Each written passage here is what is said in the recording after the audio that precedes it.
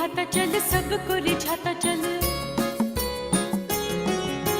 सबसे निभाता चल, सबको रिझाता चल, मिल जाएंगे राम। राम नाम का अलख जगाता चल, मिल जाएंगे राम। राम धुन गाता चल, राम धुन गाता चल, राम धुन गाता चल, राम धुन गाता चल। राम सिया राम, जय जय Ram Siya Ram.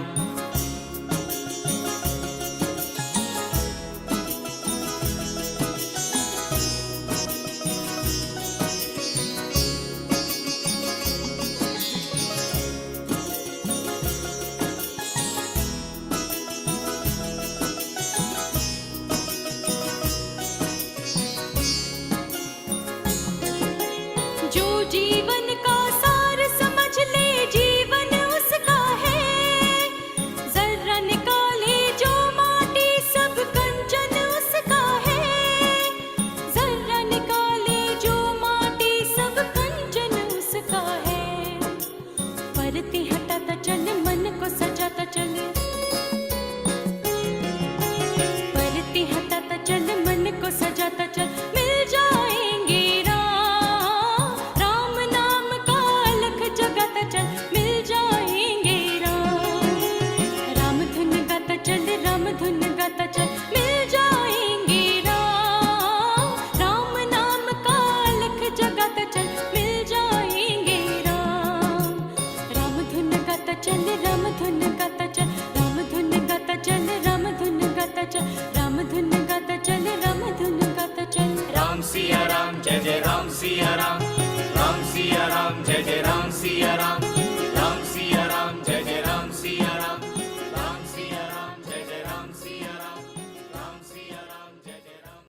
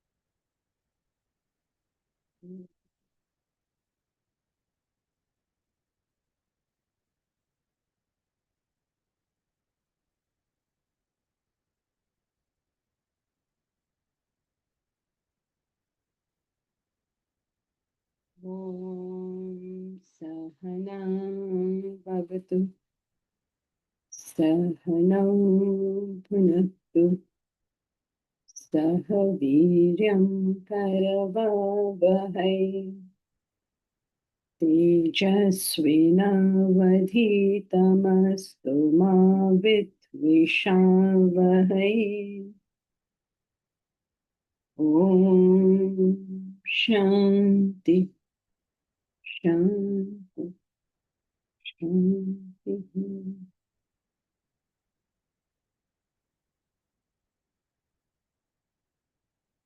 Together we'll chant Bhagavad Gita, chapter 16, verses 1 to 10.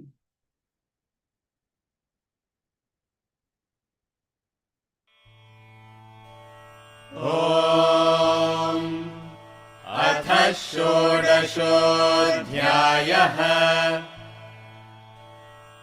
श्रीभगवानुवाच अभयं सत्त्वसंशुद्धिः ज्ञानयोगव्यवस्थितिः दानं दमश्च यज्ञश्च स्वाध्यायस्तप आजवम् अहिंसा सत्यमक्रोधः त्यागः शान्तिरपैशुनम् दया भूतेष्वलोलुप्त्वम् मार्दवम् ह्रीरचापलम् तेजक्षमा धृतिः शौचम् अद्रोहो नातिमानिता भवन्ति सम्पदं दैवीम् अभिजातस्य भारत दम्भो दर्पोऽभिमानश्च क्रोधः पारुष्यमेव च अज्ञानं चाभिजातस्य पार्थ सम्पदमासुरीम् दैवी सम्पद्विमोक्षाय निबन्धायासुरीमता मा शुचः सम्पदं दैवीम् अभिजातोऽसि पाण्डव द्वौ भूतसर्गौ लोकेऽस्मिन् दैव आसुर एव च दैवो विस्तरशः प्रोक्तः आसुरं पार्थ मे शृणु प्रवृत्तिं च निवृत्तिं च जना न विदुरासुराः न शौचं नापि चाचारः न सत्यं तेषु विद्यते असत्यमप्रतिष्ठं ते जगदाहुरनीश्वरम् अपरस्परसम्भूतम् किमन्यत् कामहैतुकम् एतां दृष्टिमवष्टभ्य नष्टात्मानोऽल्पबुद्धयः प्रभवन्त्युग्रकर्माणः क्षयाय जगतो हिताः काममाश्रित्य दुष्पूरम् दम्भमानमदान्विताः मोहाद् गृहीत्वा सद्ग्राहान् प्रवर्तन्ते शुचिव्रताः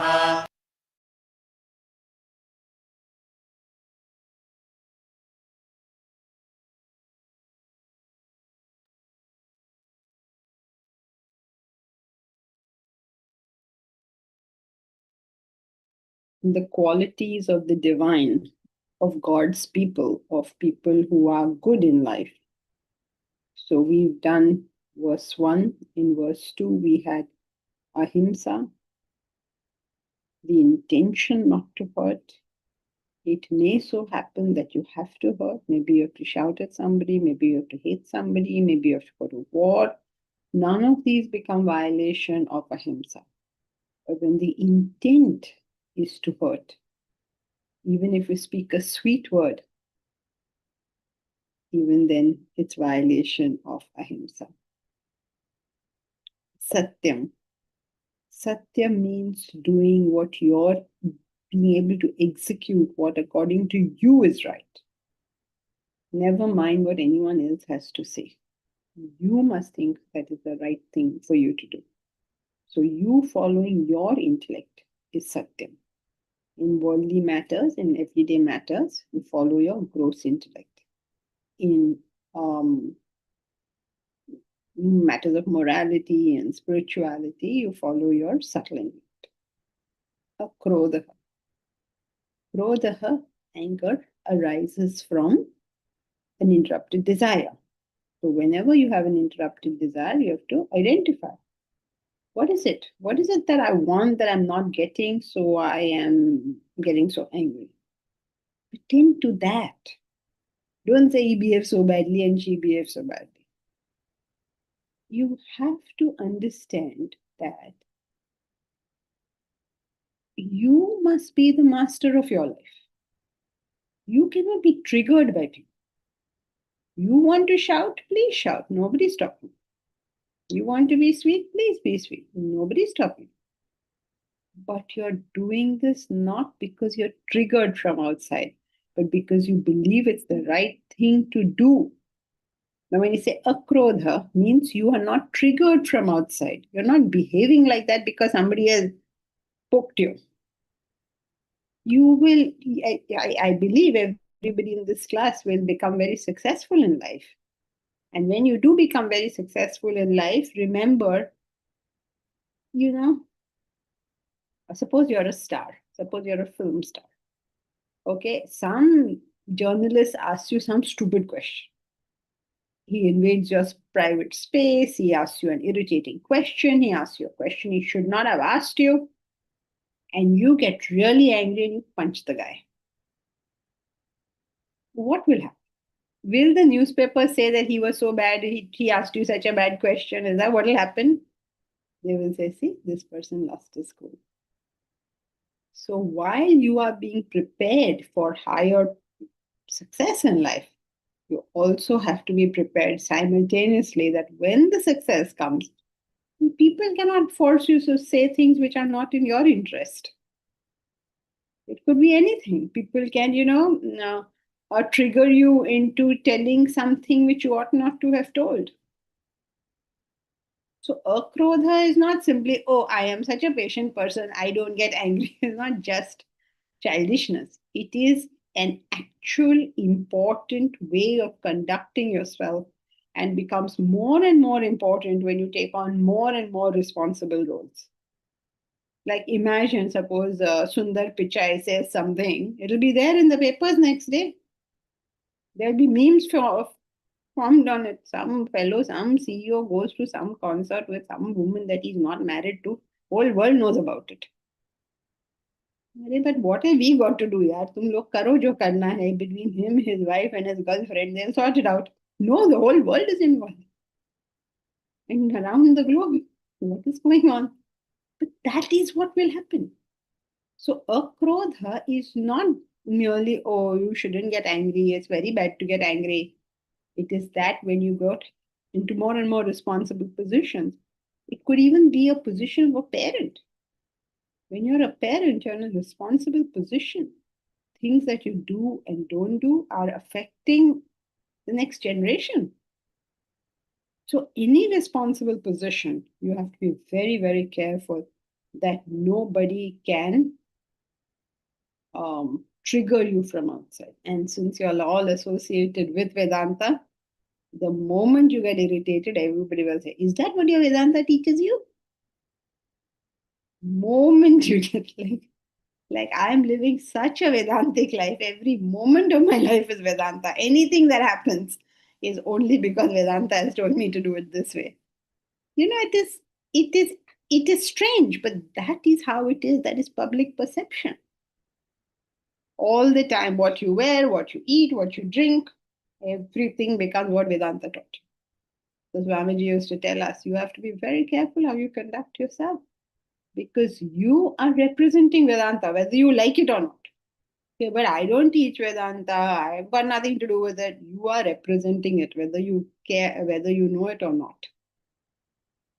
So akrodha, can you be triggered from outside at your own cost and loss if that happens to you? So rather than letting that happen to you, when you do get triggered, it's a good idea to find out what triggered me and deal with whatever it is that is triggering you so that you're not leaving yourself open to that any further. Oh, mommy, tummy. Yes, always. Sam Harris should teach you how to actually get to a Vedanta. Okay. Or Sam Harris. Who's Sam Harris? Sam Altman, no? Who is Sam Harris? He's a radical atheist and spiritual, some kind of atheist spiritual guru. Atheist spiritual guru. Very interesting. There's all sorts of permutations and combinations in this world. Okay. Yes, Bharan. So, as the challenges increase, if you anticipate things going wrong, that will also arrest the anger, right? Yes, you can anticipate things going wrong, but what you need to know is within your personality, what is it that is reacting to this? Your anticipation of things going wrong is a good way, no doubt, but it's not a spiritual way. That's also not correct. How do I put this? You're anticipating things that could be going wrong is a good way, but it will not purify your mind. That's correct. Your intellect will, of course, be able to anticipate. And the fact is, your intellect will not anticipate everything. It is almost impossible to predict the future. But if you are cleansed from within yourself, then come what may, you're still okay. So it's not a choice. You have to do both. You have to anticipate and you have to cleanse.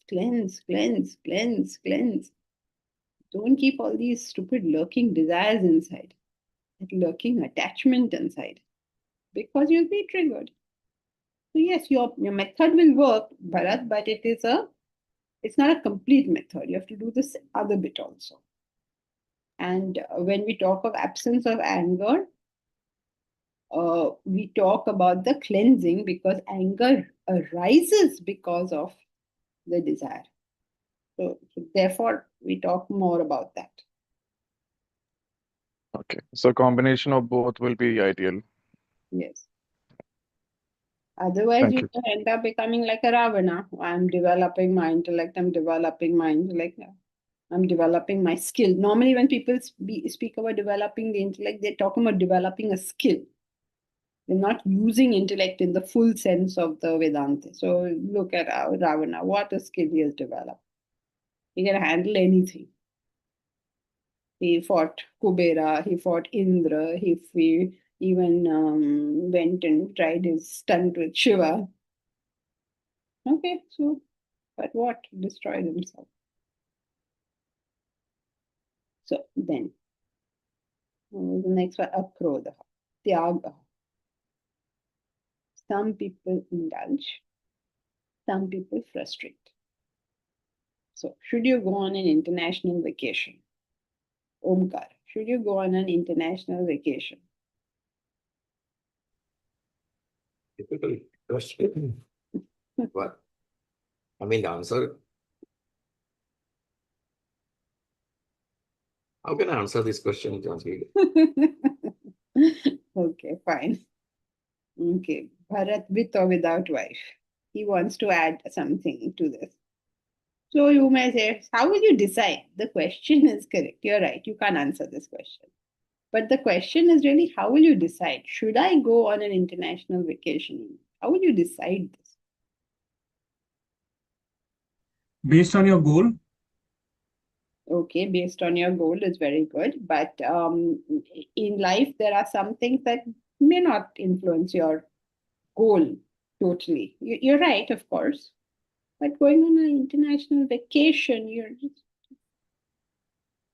Uh, constraints of resources. Okay, so can you afford it? So unless you can go, unless it doesn't affect your goal too badly, or it's fine, right? Something sort of impulse we do. We can't just have our goal always in mind.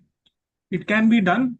No. You have to always have your goal in life. You never do anything on impulse. But if an international vacation is not affecting your goal one way or the other, then Then now you can what do you do? Then you can go. Then what about Momita's point? Constraint of resources. Then you should not go.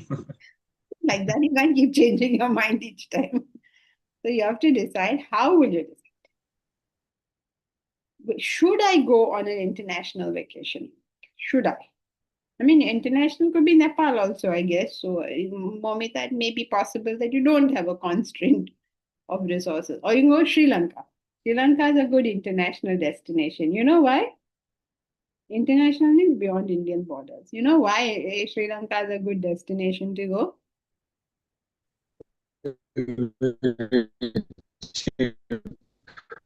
Can't hear you, Milind.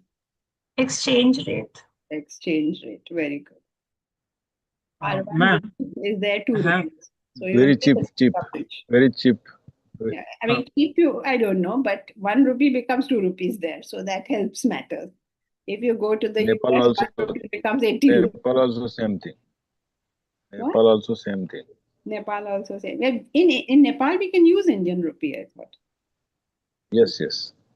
But in Sri Lanka, you have to convert, but your 1 rupee will get you 2. At least that was what it was when I went. I don't know what is the current condition. Then you go to the US, your 1 rupee becomes your 90 rupees becomes their 1 rupee. Yeah. Yeah. Is it gone to 90 already? Oh, I was at the point of 80.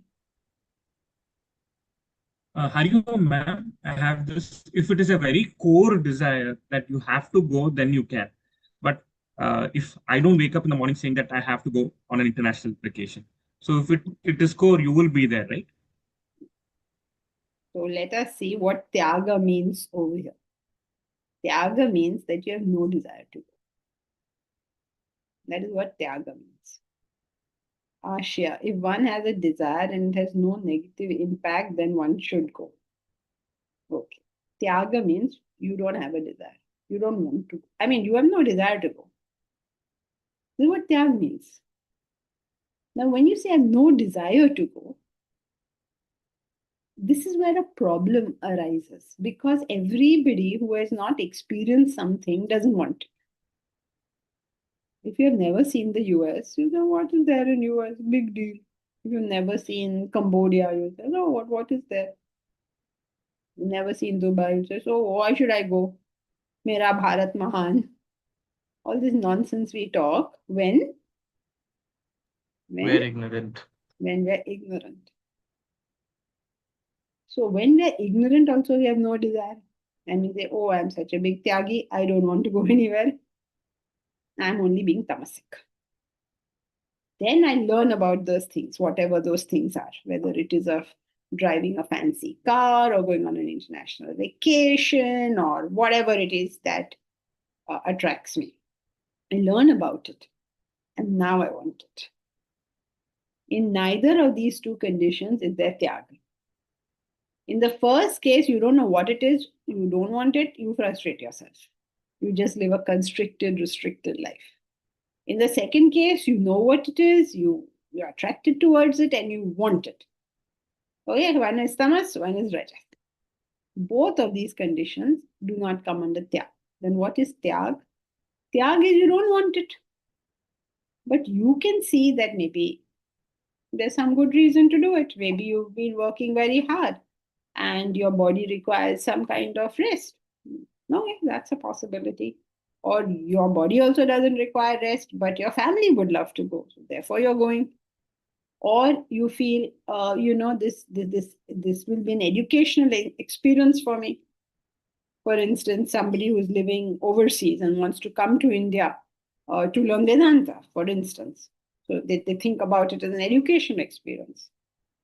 So when you start looking at that object as not merely through the lens of your desire, but from some other perspective, you begin to enter the realm of Tyag. Now it is not about what I want and what I don't want. It is about what makes sense, what is useful to be done, what needs to be done. So this Tyaga, the concept of Tyaga is very, very inherent in our what should I say, in our culture. Like Tyaga is always celebrated, no? But we seem to have forgotten what it is. Tyaga means doing something regardless of your personal likes and dislikes on the matter. In other words, it talks about what is your value proposition in it. What is the value you're giving that thing? No, I don't want it. Means nothing. I want it. Means nothing. What is your value proposition? What is the value you're giving it? Through what lens do you want to see this? Because the same object, in one sense, is a very useful thing, and in another thing is an indulgence, and in a third sense is frustration. So you have to understand what this picture is and what is the value you're giving it. When you learn to give it the right value, you are a tyagi. You neither crave it nor run away from it. You're only looking upon it as a value proposition. I mean, what is the value you're giving? How is this definition different from intellect-led decisions? No, it's not different, Bharat. But one day, if you ever start taking classes and you keep telling people, use your intellect, then they will say Bharat only knows one thing, use your intellect. Like 40 years I'm taking classes, Bharat. Every class, if I just use the word intellect, will you yourself be here? You have to put different words, you have to put it in different ways so that different nuances of the knowledge come through. Otherwise, everything is the same. Why study 700 verses of the Bhagavad Gita? You don't need to study Bhagavad Gita. I'll tell you the entire Bhagavad Gita in 3 words alone. Well, I will tell you. Anybody in the class will tell you. Can you tell me the Bhagavad Gita in 3 words? That thou art. That thou art. Oh yeah. Now you will say, how is this different from that thou art? So फिर मैं क्या जवाब दूं? It's all the same thing. Sunday after Sunday, you're listening to the same thing. Only thing is you're told this way sometimes, you're told that way sometimes. That is the only difference. Why should you say in so many different ways? There I agree with you. So nice, no? Just say it once and I go home, you go home. You decide whatever you all want to think about it, and I go home and I go to sleep arams. Very simple life. And that is how Vedanta was taught, actually. That's the right way, in fact, Bharat. The Guru once a year will tell you something. Now you spend your 1 year thinking about it. Then next time go back to him, he'll tell you something else. That's a good way, no? A cool life for the teacher. So yes, you're right. It is just Hariom, ma'am, I have a doubt here. one second, Ganesh. Let us finish with Bharat. Bharat, are you okay? Yes, yes. Thank you. Yeah. Hariom, ma'am, we have a lot of desires, and giving right value, okay, it's good, I understand. But sometimes we have to repress certain desires because of time and place and situation, right? So does that, and sometimes it may lead to frustration, right? At this time, I can't maybe go to the US. I have to go to maybe to a small place or any desire. So will that be a tyagi-like situation, or how is that possible? A tyagi, by definition, never feels frustrated. If you're feeling frustrated, yahi koi gadbad hai. There's some problem here if you're feeling frustrated. Tyaga means you're a happy person. It has to mean you're a happy person. So if you're repressing a desire, okay, that means you have a desire and you're not doing that thing and you're very frustrated because you're not doing that thing, then that's not the right way. You have to figure out a way to be happy. Happy is, what should I say, non-negotiable. Okay. I'm very worried when I say this. I don't know what you people have understood by it. I hope you have not understood something that you ought not to understand. So next Sunday, every Ganesh will come to me and say, I really, really wanted to give Ranjini a diamond necklace. So I just couldn't, like, no way I can afford it. So what I did is I went into Tiffany's, or which is the store here? Tanishq. I went to the Tanishq. I broke one window. I took a diamond necklace and I gave it to her because I don't want to be frustrated. No, that's not what we mean. No. Okay, so please understand it correctly. So you have to handle your desires in a way that you are not frustrated. Frustrated is the lowest level. It's certainly not going to be there. Frustration, if you get frustrated in X area, you will go crazy in Y area. People who get angry for no rhyme or reason, or they experience immense anger for no rhyme or reason. It's like a very small thing has happened, but they are like up in arms. It's usually because they're frustrated or repressed in some way.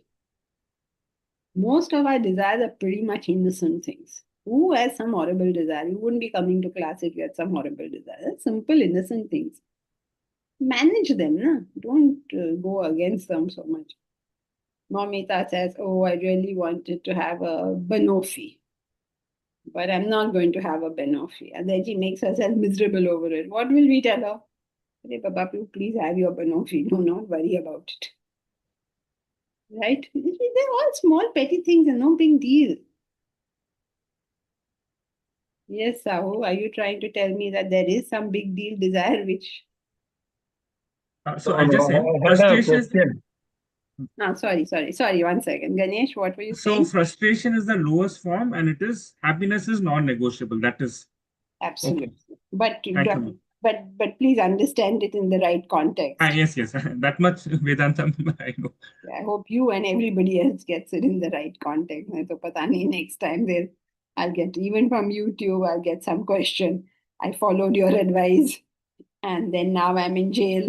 Please watch out. Don't do funny things. Yes, Sahu.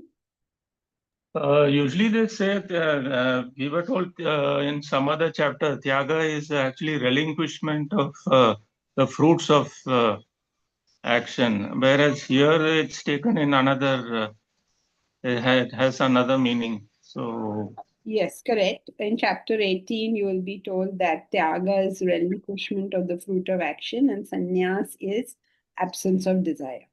yes. That's in a different context. However, these two are not opposed. Relinquishment of the fruit of desire and understanding right value really works out to the same thing. When you have the right value for an object, you're not craving for it, right? Right. You're not going berserk about it. So whether you say you're giving it the right value or you're relinquishing the fruit of action comes to the same thing. Then Bharat will say again that all same thing. But it is the same thing really. It's not different. It's just different ways of putting it. Thank you, Jan. That is with reference to performing a particular action in terms of work and all that. This is general. Okay.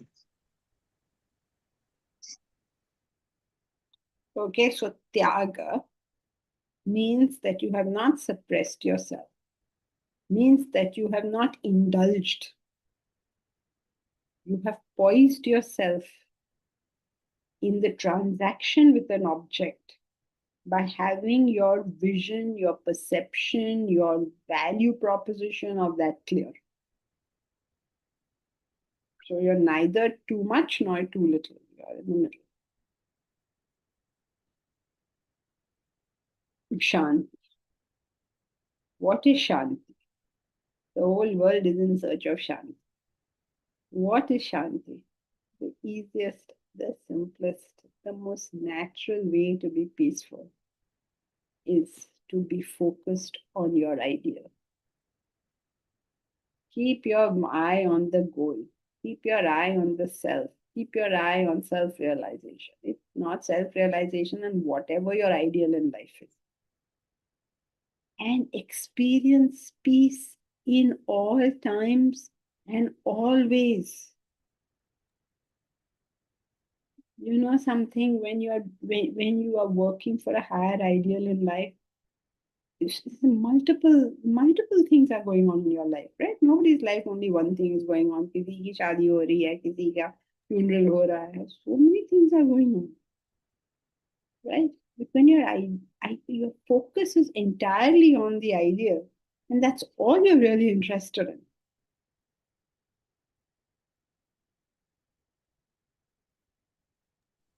It's okay. Whatever is happening is okay. Because there is no condition under which your ideal will not be reached. Somebody comes to you or somebody leaves you. Is this affecting your ideal? No. Will you not be self-realized because somebody is with you or somebody has left you? You get money, you lose money. Is that going to affect self-realization? You are old, you are young. Is that going to affect self-realization? People praise you, people condemn you. Is that going to affect self-realization? Nothing is affecting the ideal. Keep your eyes on the ideal. Even if you say, no, too high for me, I will work for the cause of, let's say, putting up Vedanta University. Suppose you say that. Is anything really affecting it? The cabins come, the cabins don't come. Money comes, money doesn't come. You know for certain one thing. And this is what you're doing. You know this. You know what you're doing. Everything is just a little bit of acceleration or a little bit of pause. That's all there is to it. That ideal is simply not affected no matter what happens. So if you want to know the real root cause of peace, it is having an idea. When you have it, you have peace which is unaffected. And when you don't have it, you are in pieces. Simple.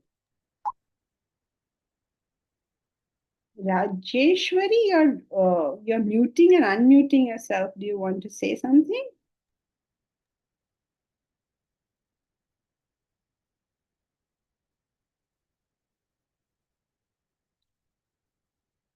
Okay, so Shanti is clear. What is Shanti?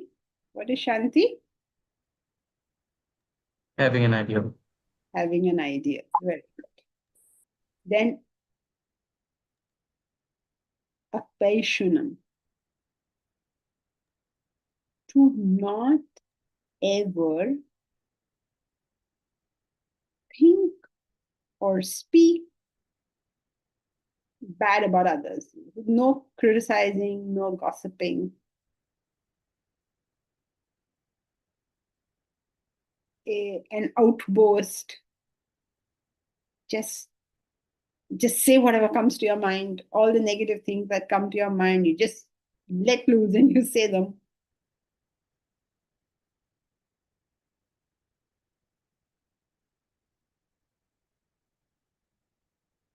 To feel so negative is not in our welfare, either spiritually or materially. Just imagine that you got really mad at somebody, okay? And you let loose whatever you wanted to say. Does the curtain drop on that drama there? That person may say nothing back to you. 25 years later, when your son has to get married to somebody's daughter, he will say, oh, those are not good people. They don't have good values.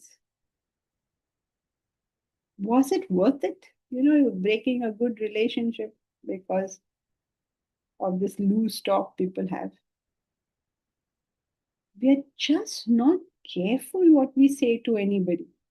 And that person can use that piece of information any way for your downfall. So, no outburst, no overt outburst, no internal criticism. In fact, not only no internal criticism, happiness at another's well-being. Because your character is known by how happy you can be with someone else doing well. It is an incredible thing how people speak so negatively about our Ambani and Adani, and they speak so, those people are like that, those people are like that. Why are you saying these things? Because Ambani exists, how many people have a job here? Because Adani exists, we have ports. And naturally, the government will give them some benefits for doing some work. Why not? Please, they are not my friends. I am not trying to convince you that they are good people. I have never met them. I don't know whether they are good people or bad people. But this I do know, that why is anybody criticizing them unless there's a point in that criticism. Somebody buys a new car also. He will not say, oh wow, what fun, new car. He will say, he loves to show off. Right? Why are you jealous because he bought a car? So absence of calumny, jealous as thing. Oh, or some people, if they've studied Vedanta, they'll say, oh, those people have low values. Right? What nonsense, low values. He bought a car, therefore he has low values. Ye kahan se aa gaya? So don't demean another person. And don't demean means if you want to be a good person, don't demean anyone else. That's what it means.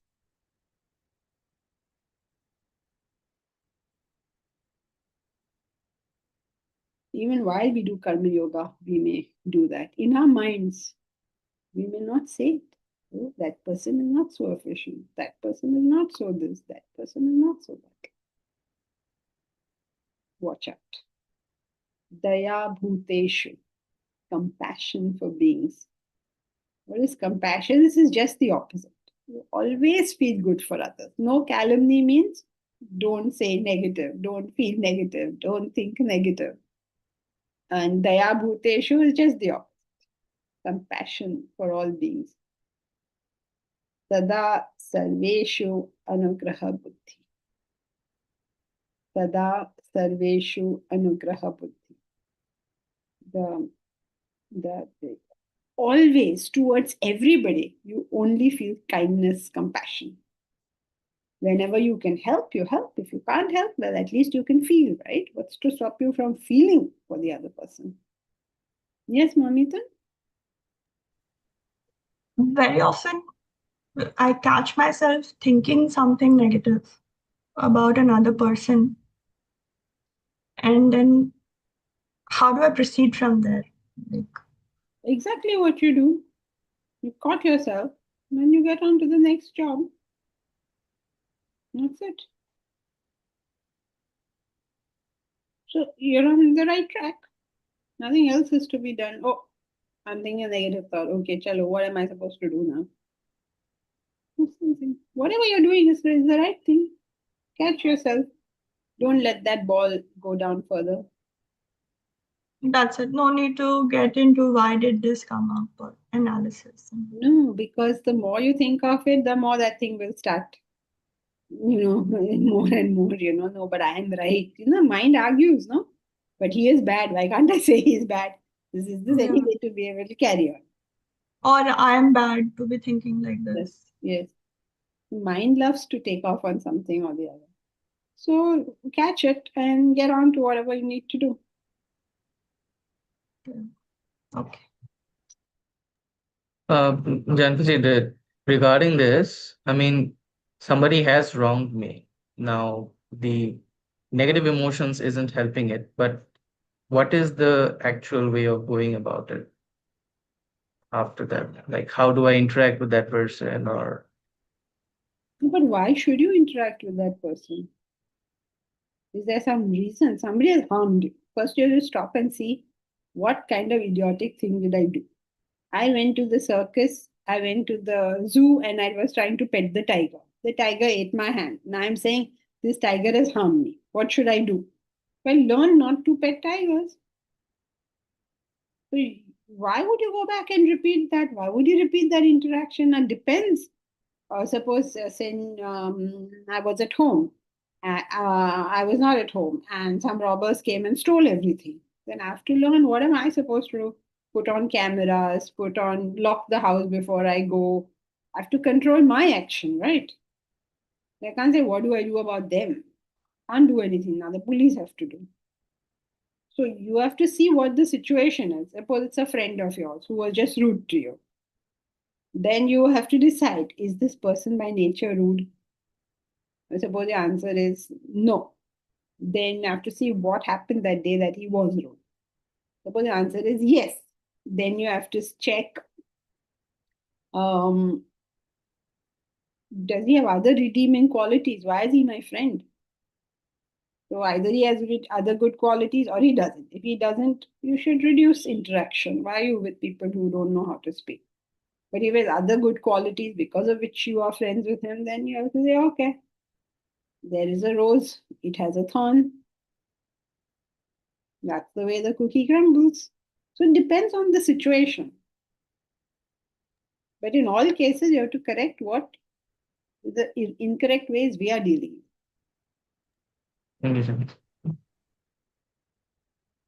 So, sada sarveshu anugraha buddhi. Always towards all anugraha buddhi. Anugraha, I don't know how to translate, like a blessing buddhi, like a, like everything go well with you buddhi. That is what you wish for everybody, that everything just goes well with them, that they don't ever have any problems. Even in our prayers, we say that, what is that prayer? Sarve bhavantu sukhinaha. Let everybody be happy. We are not in any competition with anybody. Happiness is enough for the whole world. Right? Just because you're happy is no reason why I won't be happy, or just because I'm happy is no reason why you won't be happy. There is plenty of happiness in this world. Each one has infinite happiness available to him. So it's not like I'm losing anything because you're happy. Right? We're going to all be happy.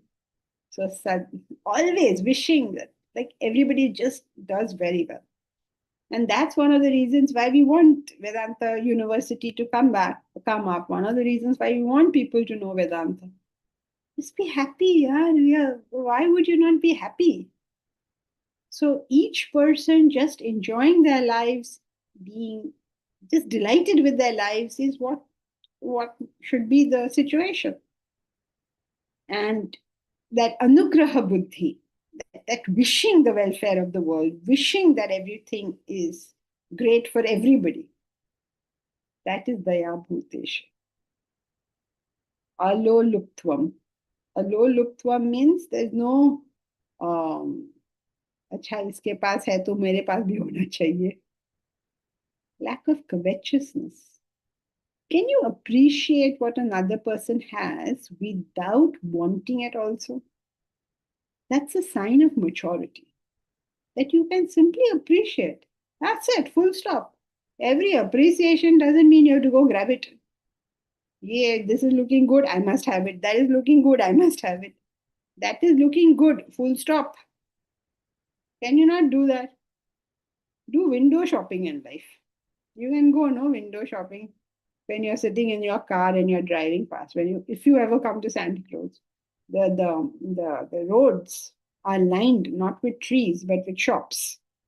Okay, everywhere you will go down. You will go down this whole track, all the way from Bandra to Santa Cruz. So all shops both sides, and you can look at the shops. They're beautiful things.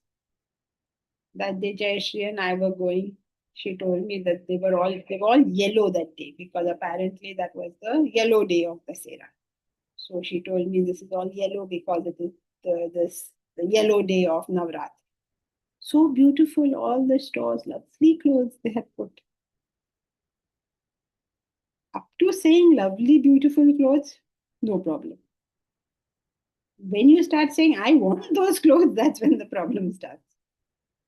Otherwise, can you imagine? They're really beautiful clothes. Next time you saw Jayashree and me, we were in those yellow, whatever, I don't know what these clothes are. Yellow clothes we are all wearing. Why can't we appreciate things without wanting them? Oh, you have a beautiful car. Why not stop it there? You have a beautiful car. When can I have this car? That second line is not necessary. So, alo luptvam, non-covetousness. Basically, it's maturity, right? That I can appreciate something without saying I want it. That doesn't mean you can't have anything. You can have whatever you want. There's nothing to stop you from having whatever you want. But every nice thing, are you a child in a toy shop? Sab kuch de do, sab kuch de do. The child wants more than his arms can carry. And having taken all that, what will the child do? Go home and forget it exists. That is why Lord Ganesha's vehicle is shown to be a rat. You know that rat has a peculiar nature. It comes to your house, it steals whatever it can take. It'll take an apple away, or it'll take some tomato away, or take some mithai away. Okay, or it'll take some shiny object away. It doesn't have to be an edible. It'll take anything. And it will take all this thing in its mouth and bury it in its burrow. Then it keeps burying so many things that burrow gets full.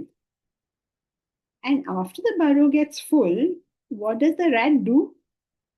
It's still collecting stuff, no? It's still coming to your house and taking something, goes to Bhavna's house, takes something, goes to Mamita's house, takes something else, goes to Deepraj's house, picks up something else. It's still collecting. Now that burrow is full, what will the poor rat do? It makes another burrow. And it stuffs all these new things into the new burrow. And then what happens? Then this one is also full. Then it goes and makes the third one. Now, the interesting thing is, it forgets about the first one. His brain is so tiny, no? So it forgets. Similarly, Indian housewives, or let us say Indians, make cupboards in their homes, keep getting stuff, keep putting stuff there, then the cupboards get over, then they make lofts up. Then they take all these things, they put it in that loft. Then the loft is over also. Then they decide to buy one more house to put more things. And nobody knows what's in the cupboard. And all this thing started from, I won this. no, before that.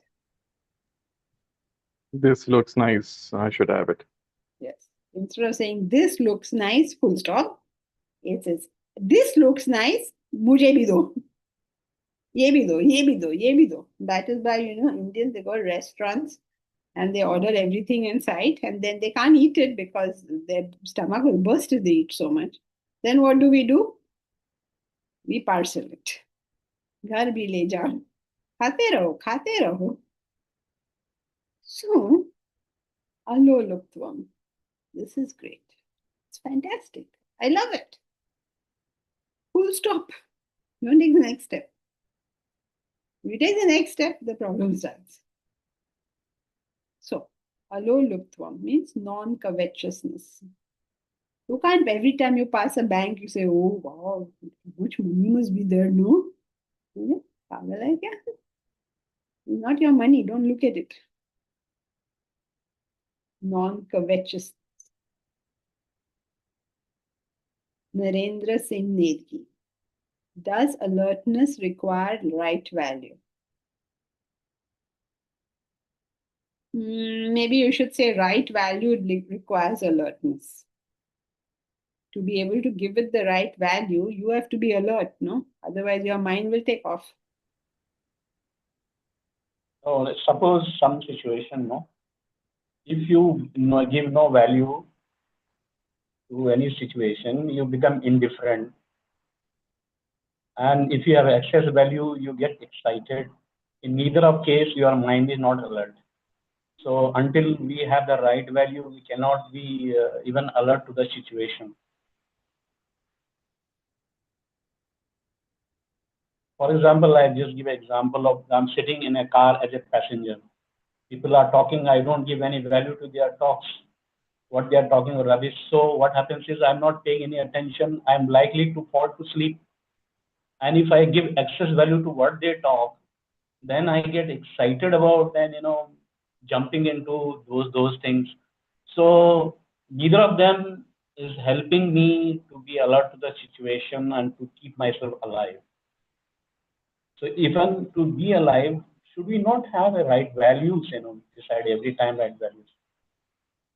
I would still think that when you're alert, then you're listening to a conversation, you're half listening to it because you know that there's nothing much there. But if at all something comes up, you will wake up. Yes. And if you are also alert, you won't get unnecessarily excited by that conversation. So alert will come first, I think. But then you're getting so excited and you have lost control of what you say or what you do. Now suppose I have a value for self-study, I have a value for silence, meditation, but I don't have any goal. For example, I don't have any relative goal.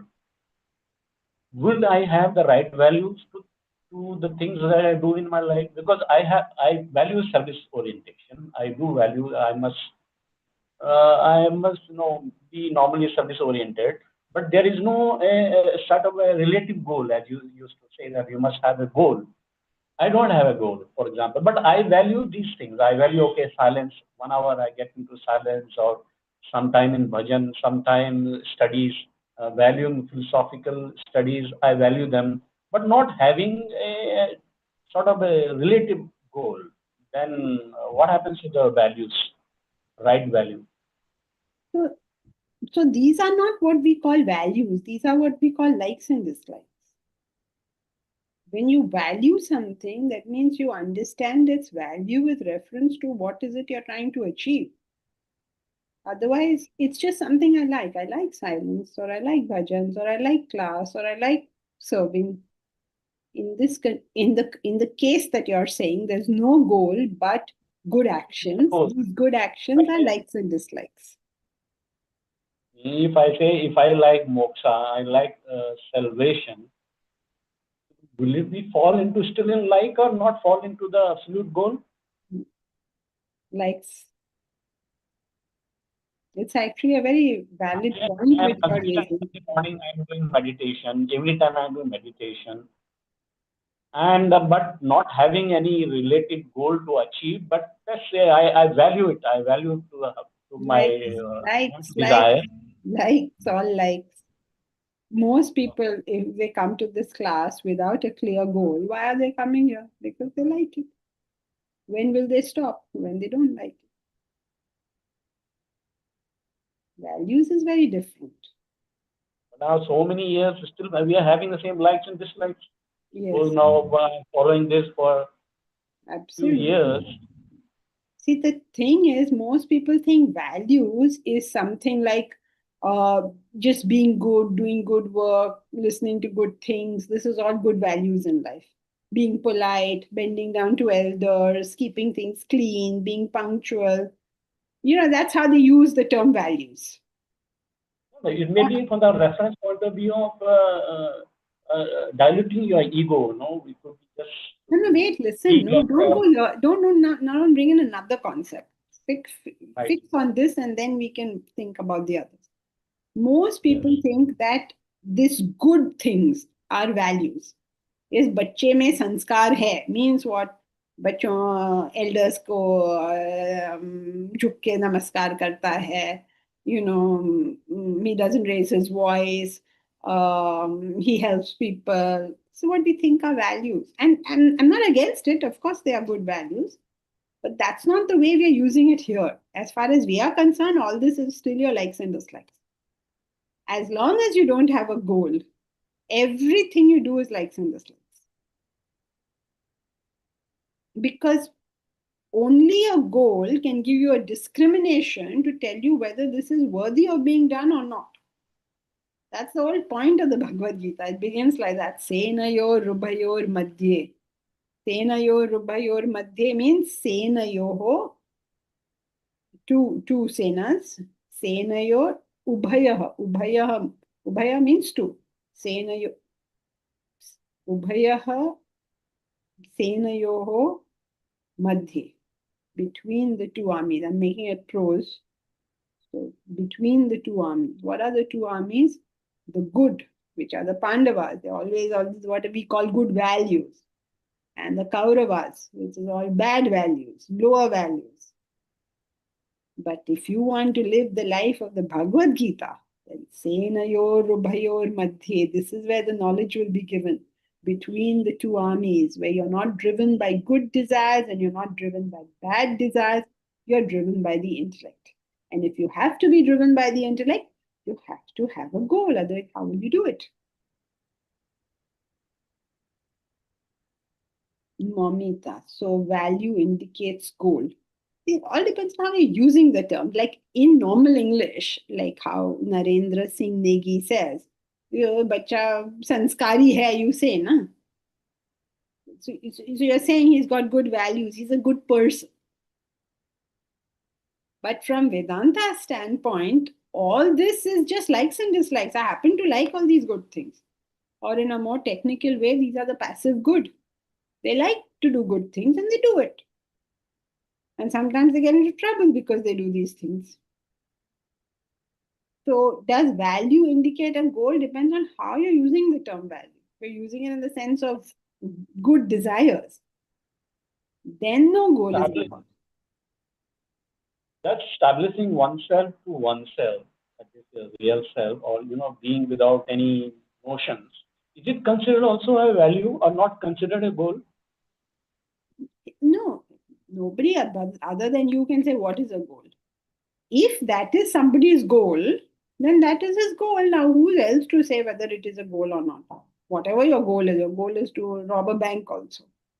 Nobody Normally, else goal is says- outside, but this is inside. That I want to achieve something within. Yeah. Whatever the goal is, whatever the individual considers as the goal is the goal. Who else is to make a judgment on that?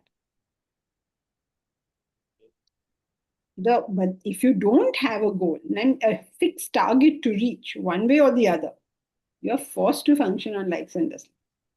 Even if you're I am releasing myself from unnecessary stuff. I'm considering as my goal.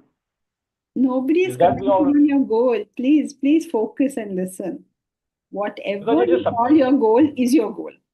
But a goal is necessary if you have to function on the intellect. Right. Thank you, ma'am.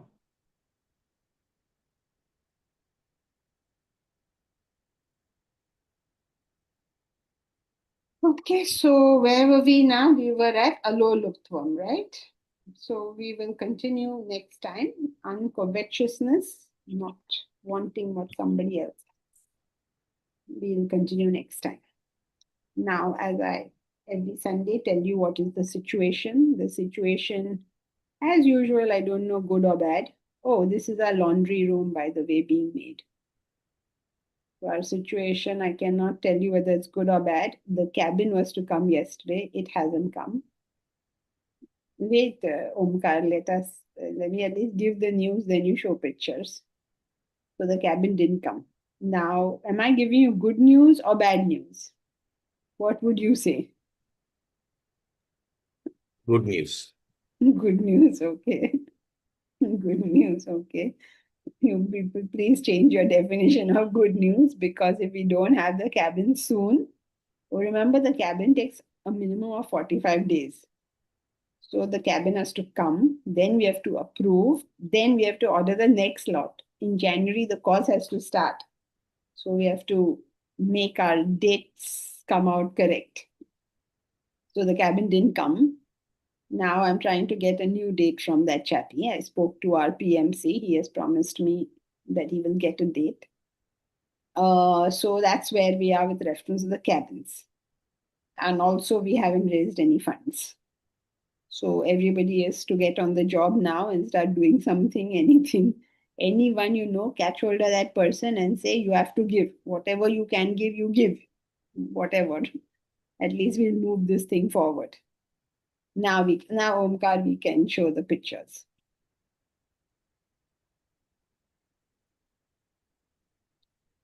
So this is, I think, is starting with the laundry room. This is where our clothes are going to be washed and hung to dry. What is this guy doing? This is our granite being cut. I don't know. This is the beginnings, I think, of the washroom. I think so. Looks like it, no? He's doing more granite work. He's making the framings, this looks like what? This looks like the office. If you look down at his feet, you can't really see it, but there are some very pretty tiles. Jayashree, can you tell that guy that not to break those tiles? We put the tiles and he's breaking the wall after that. Okay, so this is from inside the office. This is from what you all must have seen as the farmhouse, but this horrible door will go. This is the view from inside the courtyard of the office. See, you like these tiles? They're nice, no? Yes, very nice. Yeah, they're the outside, they're the foyer tiles, and the inside tiles are cream, as you can see. Inside we are nice and simple, but outside we've got a little bit of design. Okay, so that's it. What else is happening? You know all the events that are happening. We're doing these 4 talks for corporates. Then the Yajna is coming up. Then we hope to do some retreats. After these cabins arrive, we will do some retreats. And in 2026, on April 19th, the first US talk is planned by Swami Sarvapriyananda at the Vedanta Society of New York. So if you want to organize something in the US, the lecture tour will probably start with that talk. So April, May of next year will be US. Okay, so that's all my news. Do you people have any news for me? I give you so much news. You all can also give me some news. Nobody has any news? Okay. All right. So then we will meet next week. Hari Om.